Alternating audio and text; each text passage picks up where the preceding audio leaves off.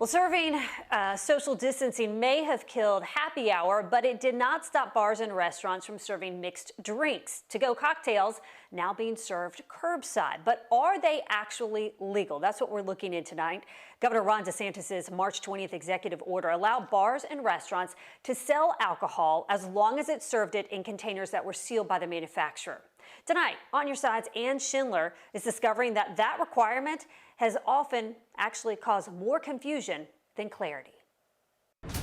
To-go sales are brisk, but the rules are fuzzy. State regulators initially said the sealed container rule prohibited the sale of mixed drinks and threatened fines of up to $1,000 per cocktail. But within days, restaurateurs said they'd received an advisory from the state reversing that stance. When First Coast News asked restaurants for a copy of the advisory, however, they all sent excerpts of the same news story. In it, an unnamed state official said, quote, "We are relaxing the sealed alcoholic beverage requirement and assuring them that they can, quote, sell cocktails in cups, jugs, and other reasonable containers." Problem is, the reporter who wrote the story says he's since been told the state disavowed that advisory as an unauthorized communication. And when we asked state regulators for the current rules, they sent a copy of the governor's original order requiring sealed containers. At least one bar owner told us he feels caught in the middle, unsure of his legal footing.